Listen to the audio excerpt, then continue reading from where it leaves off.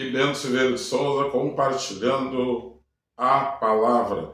Hoje, o novo nascimento. Nós vamos falar sobre isso lendo o texto de João, capítulo 3, 4, 5, 6 e 7. Vamos lá.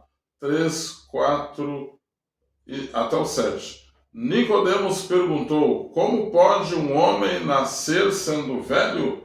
Será que pode voltar ao ventre materno e nascer uma segunda vez? Jesus respondeu: em verdade, lhe digo, quem não nascer da água e do Espírito não pode entrar no reino de Deus. O que é nascido da carne é carne, e o que é nascido do Espírito é Espírito. Não fique admirado por eu dizer, vocês precisam nascer de novo.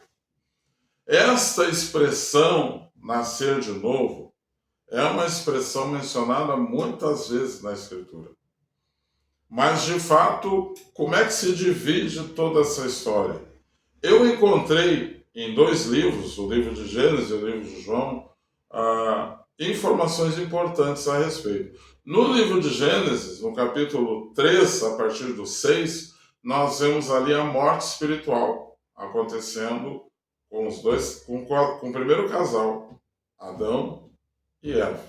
E ali todos os resultados dessa morte espiritual que nós vamos ver daqui a pouquinho. Ao passo que no capítulo 3 de João, nós enxergamos ali Jesus dando a receita de como nascer de novo. Ou seja, há uma morte espiritual no livro de Gênesis, no capítulo 13, e há um novo nascimento, pelo menos ali nas explicações e nos esclarecimentos de Jesus, na receita dada por ele evidencia como nascer de novo. E me chama a atenção porque esses dois livros, o livro de João e o livro de Gênesis, têm uma semelhança. A semelhança está no fator princípio. Princípio de quê? Gênesis, princípio da história. João, princípio do cristianismo. E assim como Gênesis, João também começa no seu primeiro capítulo, seu primeiro versículo, e no princípio. É muito interessante. E é muito interessante fazer esta relação da morte espiritual em Gênesis e do novo nascimento em João capítulo 3. A morte espiritual está registrada inicialmente no capítulo 3 de Gênesis e a partir do verso 6. E a partir dali nós começamos a ver a derrocada do nosso primeiro casal. E no capítulo 7 estabelece o sintoma da desobediência, de maneira muito clara. E a vergonha de Deus, quando ele se constrange a comparecer diante de Deus. E também se constrange por não resistir à tentação. No verso 8, nós vemos a terceira reação, que foi o medo de Deus. E a gente começa a perceber que cada uma dessas reações registra um pecado e uma fraqueza manifesta nos nossos amados irmãos. No verso 9, nós percebemos o medo e a quebra de relacionamento, que é fruto, com certeza, lá deste primeiro contato negativo com a pessoa de Deus. No verso 10, nós vemos ali a culpa, fruto da depressão hoje em todo o mundo.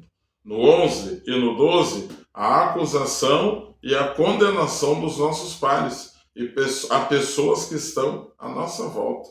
E percebemos ali que ali começam as acusações. Não só dos casais, mas acusações hoje por todo mundo, com todo tipo de ser humano.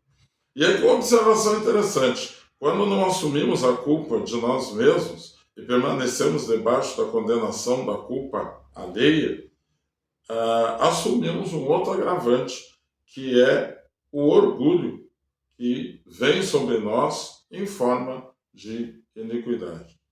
O resultado final dessa sucessão de tragédia, qual é? Aqui está a relação inteira. Primeiro, a desobediência. Segundo, a vergonha e o constrangimento de Deus. Terceiro, o medo de Deus. Quarto, quebra de relacionamento. Quinto, culpa. Sexto sintoma, acusação e condenação aos que estão em nossa volta. Sétimo, orgulho que impede a mudança e transformação. E finalmente, no capítulo 3, no verso 23, a sentença trágica do passado, a separação eterna de Deus. No próximo assunto, nós vamos falar do capítulo 3 de João, onde Jesus ensina o caminho de volta. E nós vamos ver passo a passo. Jesus ensina o caminho de volta.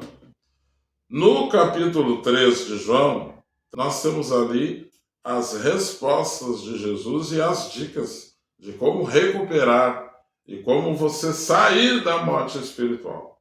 Falando assim parece simples, mas naturalmente que antes de Jesus trazer essa informação a João, Jesus ele passou, depois de trazer essa informação registrada em João, Jesus passou pelo maior sacrifício em toda a história, que é a sua própria morte, a entrega do seu corpo físico, a entrega do seu espírito e da sua alma nas mãos do Senhor. Mas observa a trajetória interessante.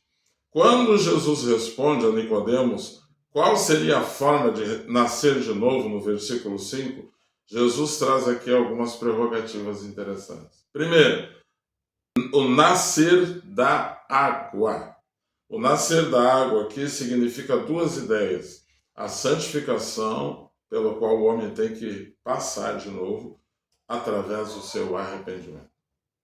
Essas são chaves, por demais importantes no novo nascimento. Que o homem se arrependa, que o homem reconheça os seus pecados. E é mais interessante ainda pensar que tanto o seu antecessor, que era João, o profeta, e ele, quando apareceram em Jerusalém, apareceram dizendo: arrependei-vos, porque é chegado o reino de Deus. O terceiro aspecto que é importante colocar é qual a senha para essa confissão. Muitas vezes, hoje como crentes, muitas vezes nós falhamos isso. Qual a senha desta confissão e desse arrependimento? Por onde você começa no aceitar Jesus? Lembre-se que nós falamos de arrependimento e falamos de santificação, mas como eu entro neste lugar? Paulo, em Romanos 10, 9, fala aqui que com tua boca confessar e com teu coração crer no Filho de Deus, será salvo. Essa é a senha. A senha é Romanos 10, 9. Confessar com a boca e crer com o coração. Dessa forma, lá em João, capítulo 10, verso 10, você entra pela porta.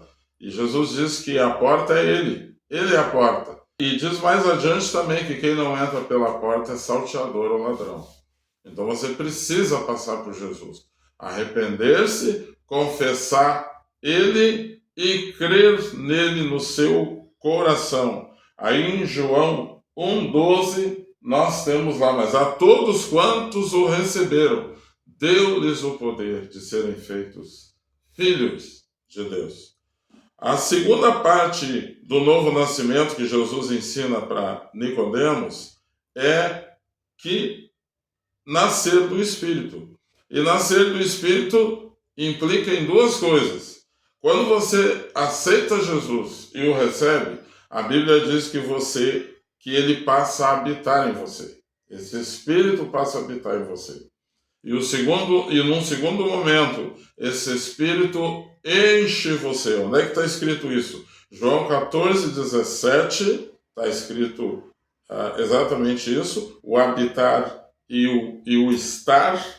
E a terceira e última etapa desse crente é ele amadurecer na graça, na estatura e na sabedoria, que também é um caminho a ser percorrido. Dessa forma, você vai cumprir o Lucas 2,52, quando diz que Jesus crescia em estatura, graça e sabedoria. E só a partir desse tempo ele passou a viver uma realidade ministerial. Conclusão: o fato de você estar com muitas áreas de sua vida mudadas e algumas poucas áreas ainda em transformação, isso não significa que você está plenamente transformado. Lembre-se de crescer na graça, no Espírito e em estatura. Isso alcança e precisa chegar a um ponto, a um certo ponto. O novo nascimento subentende-se crescimento pleno em todas as áreas. Isso significa que podemos ter áreas mais crescidas do que outras, e outras áreas nem tão crescidas assim. Essas áreas podem nos comprometer no todo. Por isso, vigilância, determinação, humildade e muita fé no Senhor ajudam e vão levá-lo até o fim. E finalmente aqui eu quero encerrar este compartilhar com 2 Timóteo 4,7, onde Paulo traz ali essas 3 etapas de uma forma um pouco diferente. Ele diz: combati o bom combate, completei a carreira e guardei a fé. Que Deus os abençoe. Um abraço.